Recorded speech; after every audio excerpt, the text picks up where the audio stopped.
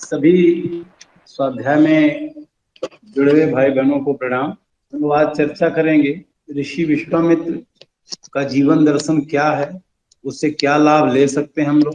इन सारे विषयों पे हम लोग परम पूज्य गुरुदेव के साहित्य से निकाल करके पीडीएफ भी तैयार किए हैं, बाद में इसको शेयर कर देंगे। उसी को आज हम चर्चा में ऋषि विश्वामित्र का जीवन दर्शन क्या है, किन परिस्थितियों में उन्होंने काम किया और हमारे लिए क्या प्रेरणा स्रोत है, इन सारे विषयों पर चर्चा करेंगे। ऋषि विश्वामित्र के बारे में बहुत सी मान्यताएं और कथाएं छोटी मोटी लोगों को मालूम है और प्रचलित भी है। कुछ चीजें पौराणिक हैं, कुछ चीजें वैदिक हैं। वैदिक का तात्पर्य होता है जब विशुद्ध रूप से वेदों का प्रचलन था, वेदों के आधार पर हमारे संस्कृति, हमारे रहन सहन लोगों के चला करते थे वेदों के अनुसार।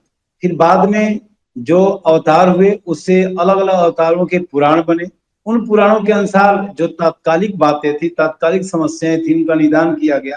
तो उसके आधार पर जो जो परंपरा जिसको जिसको जैसा लगा वैसा वैसा धीरे धीरे मानने लगा। पंथ अलग अलग बनते चले गए, संप्रदाय बनते। वैदिक युग में महर्षि विश्वामित्र एक बहुत ही क्रांतिकारी और महान व्यक्तित्व लेकर अवतरित हुए थे। बोधायन और अध्यात्म रामायण दोनों के अनुसार, रामायण बहुत तरह का है, वाल्मीकि रामायण आपने सुना होगा, उस तरह बोधायन रामायण भी है, अध्यात्म रामायण भी है। दोनों के अनुसार सप्त ऋषियों के नाम, और सबसे जो आप देख रहे हैं शांति कुंज में सप्त ऋषियों का नाम लिया जाता है, जिसमें विश्वामित्र का नाम प्रथम अग्रणी लिया जाता है। और अलग अलग जगहों में इसका रेफरेंस मिलता है। रेफरेंस यहाँ देने की जरूरत नहीं मुझे लगता है। उस संदर्भों में बहुत से प्रश्न उठे हैं, जिन प्रश्नों को पहले हम निकाल देते हैं, उठाते हैं। इसका समाधान बाद में करेंगे। जैसे महर्षि विश्वामित्र के जीवन के बारे में, उन्होंने नई सृष्टि की रचना की। तो नई सृष्टि क्या है? सृष्टि कोई हाथी घोड़ा पूरा संसार सूर्य चांद बना देना नहीं होता है।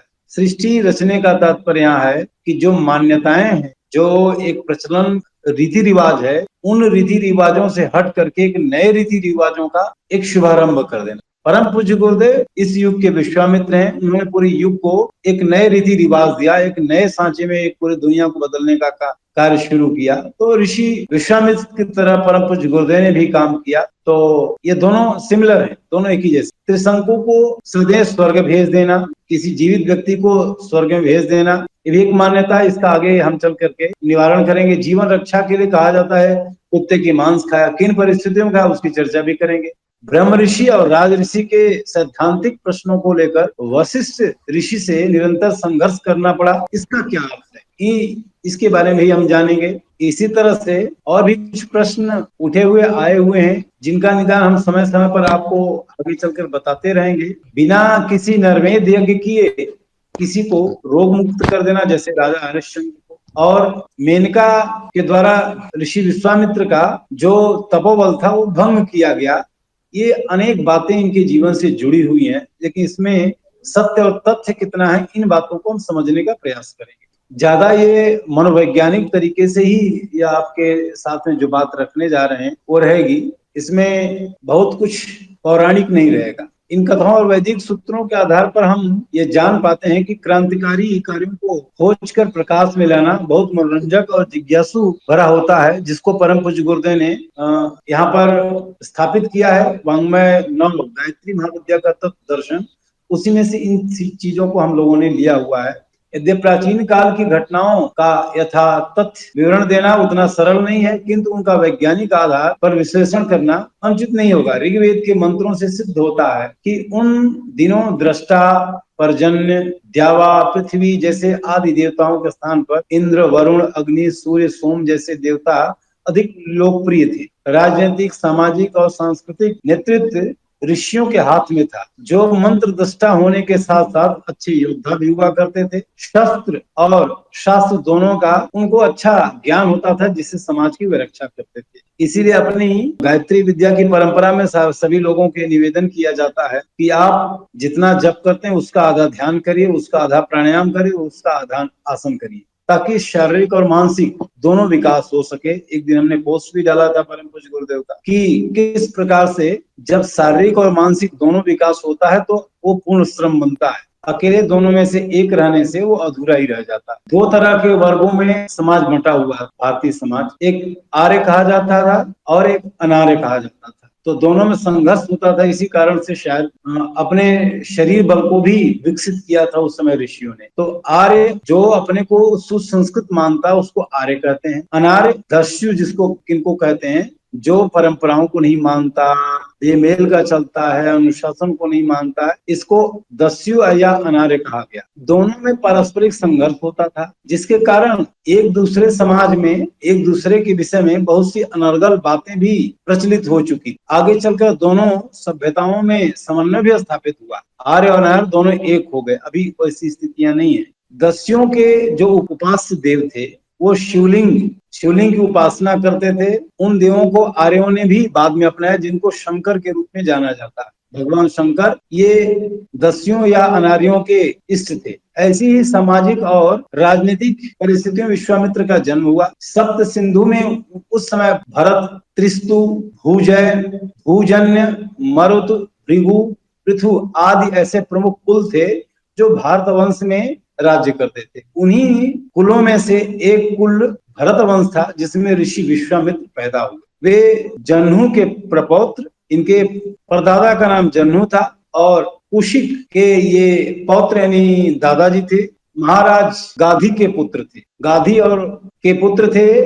और फिर आगे चल करके महर्षि ऋचिक और सत्यवती के एक पुत्र हुए ऋषि जमदग्नि, और ऋषि जमदग्नि से ही महर्षि विश्वामित्र की बहन का विवाह हुआ था, जिनका नाम रेणुका था। और ऋषि जमदग्नि और रेणुका से जो संतान उत्पन्न हुई वो भगवान परशुराम के नाम से जानी गई।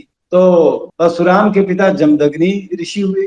भगवान परशुराम विश्वामित्र के भांजे हुए। इस प्रकार इनका एक कुल का किस प्रकार से विवरण है।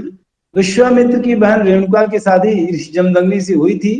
जमदग्नि और प्रसिद्ध ऋग्वेद कालीन राजा देवदास की पुत्र सुदास के साथ महर्षि वैत्रावरुण अगस्त के आश्रम में इन्होंने शस्त्र और शास्त्र की शिक्षा ग्रहण की। अर्थात ये कहने का तात्पर्य है कि जो ऋषि अगस्त थे उनकी पत्नी लोपामुद्रा थी, और इन्हीं के आश्रम में एक पराक्रमी राजा हुआ करते थे देवदास, उनका पुत्र सुदास था। इन दोनों लोगों ने एक साथ वह शिक्षा ग्रहण किया था। ऋषि की पत्नी लोपामुद्रा इतनी, ऋषि विश्वामित्र उसमें विश्वरथ हुआ करते थे। इनकी प्रतिभा, बुद्धि और विद्या पर इतनी बढ़ी हुई थी इनकी कि उस पर सब लोग मोहित थे। और इन्हीं गुणों के कारण लोपामुद्रा का विशेष स्नेह भी प्राप्त था विश्वामित्र को। आश्रम में वाण विद्या का अद्भुत कौशल दिखाकर इन्होंने अपने सहपाठियों का, जो वरिष्ठ इनसे थे, उनका हृदय जीत लिया था और वहां वे बहुत लोकप्रिय बन चुके थे। जो दस्युओं का राजा था संबर, जिसका नाम था, उनका सरदार एक बार छापा मार युद्ध मतलब कि छुप करके युद्ध करना। सोए थे लोग, रात में इनके एक सहपाठी ऋक्ष के साथ में इनका अपहरण कर ले गया और लोहे के किले में बंद कर दिया। बहुत सी यातनाएं देने लगा। उन्हीं दिनों संभवतः ऋषि विश्वामित्र को कुत्ते की मांस भी खाना पड़ा प्राण की रक्षा के लिए। कहीं अन्यत्र भी विवरण इसका आता है। एक बार जब ऋषि वो इतने विश्वामित्र धर्म के अनुयायी थे, इतने कट्टर थे कि कुत्ते के देखिए मांस खा रहे हैं, लेकिन फिर भी वो भगवान सूर्य को अर्पण कर रहे हैं गायत्री मंत्र पढ़ के।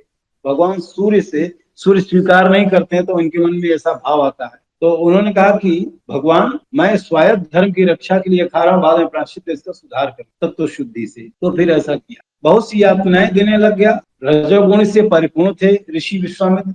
इनके पास शरीर बल और मनोबल दोनों था, चातुर्य कौशल भी था। उस समय एक संबर की पुत्री थी जिसका नाम उग्रा था। उसको अपने प्रेम में बांध करके अपने वश में कर लिया और उसकी सहायता से शंबर का वध करके वहां से निकल पड़े। ये संबर के साथ में घटना हुई। अब चूंकि उसके सहायता से निकल पड़े तो उग्रा को उन्होंने छोड़ा नहीं, तो उसके साथ में विवाह करके रख लिए। फिर आने के बाद में एक जो इनका मित्र था, जो राजा था, कृष्णकुल का सुदास, पीछे चर्चा हो चुकी है, साथ में पड़े हुए थे, वो राजा बन चुके थे। तो उस राज्य का उन्होंने पौरोहित पद स्वीकार कर लिया। वहां के वो पौरोहित बन गए, जिस बात को लेकर के बहुत ज्यादा हंगामा हुआ। ऋषि वशिष्ठ और विश्वामित्र में मूल आरंभ संघर्ष यही हुआ कि नहीं,